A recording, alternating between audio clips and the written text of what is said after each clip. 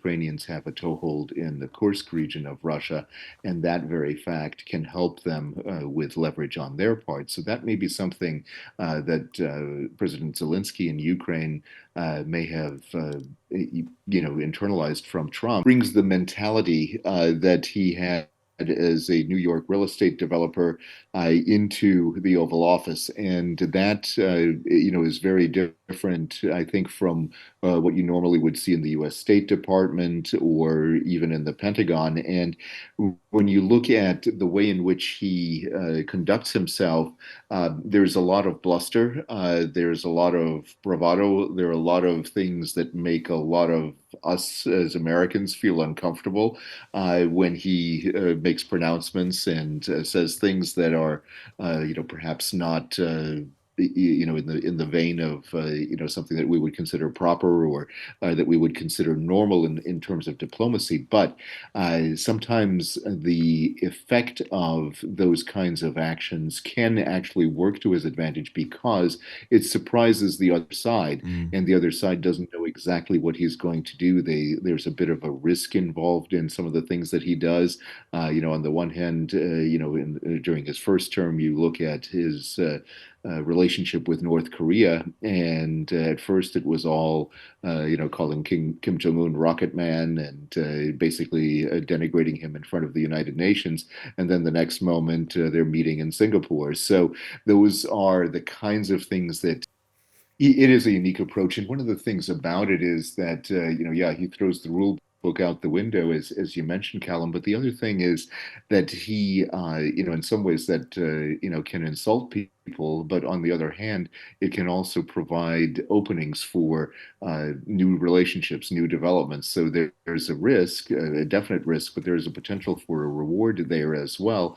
And that could potentially pave the way for new relationships with new countries, could perhaps change the dynamic, potentially, let's say, with Iran in the Middle East.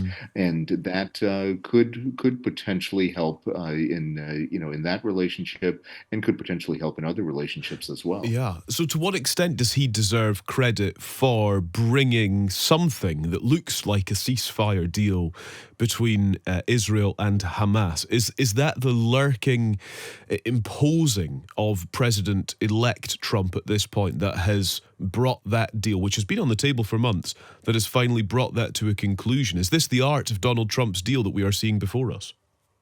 Well, that's perhaps something. Of course, the deal itself was crafted by the Biden administration, and it's basically unchanged in terms of the actual contents of it, the actual specific points that are involved in this deal that appears to be the start, at least, of a if not a permanent, but at least a temporary ceasefire between Hamas and Israel.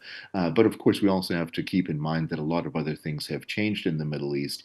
There is no more Assad government in Syria. Hezbollah has been decimated in Lebanon. Hamas itself has been decimated. So I think the circumstances have changed quite a bit since the proposal was first made by the Biden administration at the end of May.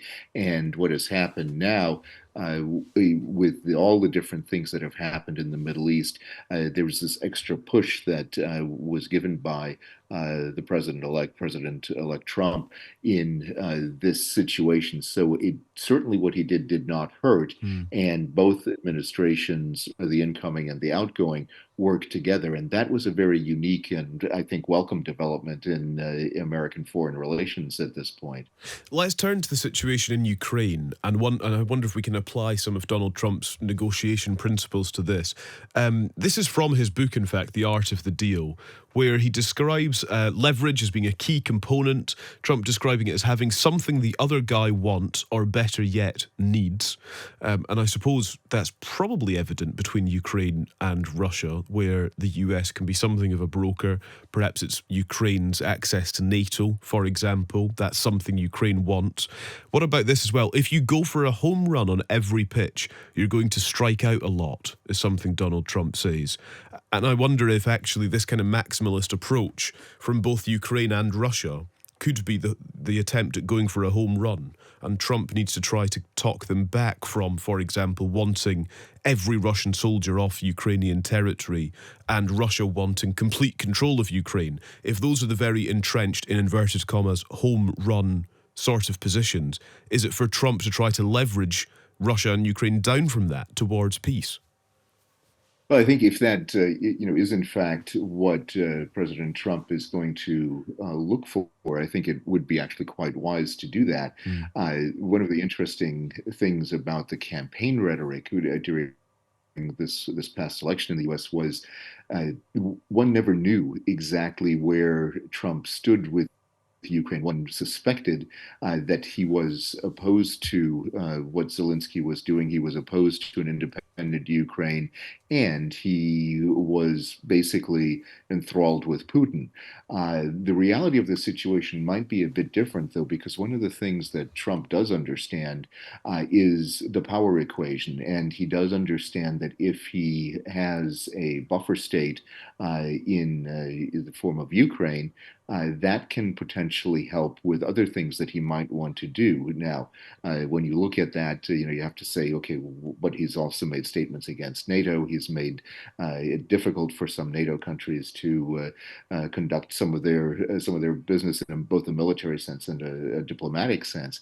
But I think the fact that there's a realistic aspect to, taking the quotes from The Art of the Deal, for example, the idea that both sides may want home runs when in fact what you really need is a base hit.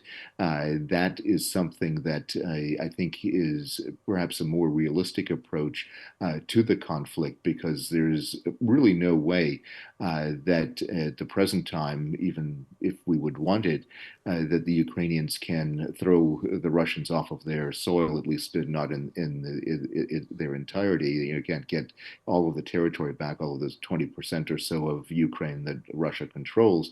Not all of that is going to go back to Ukraine. That would be unrealistic. And but by the same token, the Ukrainians have a toehold in the Kursk region of Russia, and that very fact can help them with leverage on their part. So that may be something that President Zelensky in Ukraine may have, internalized from Trump, and decided that he needed to make at least some territorial gains for the purpose of leverage. Both sides want something that's very clear. The United States also wants something. What President Trump has said was that he wants the killing to stop, which is in and of itself a laudable goal. Mm. The problem is what will he do that in terms of the negotiations that will it serve to strengthen Ukraine as it exists now, or will it weaken Ukraine and just basically have a pause in the fighting that then makes it possible for the Russians to once again go on the offensive after that pause to refresh, so to speak. And if that happens, that I think would be a very dangerous thing. That would be dangerous for Europe. It would be dangerous for the Mm. United Mm. States, and certainly, of course, existentially dangerous for the Ukrainians. But in this particular case, I think that's one of the things that could very well play, to Trump's advantage if he looks at this as a way to get both sides to kind of step down from the precipice.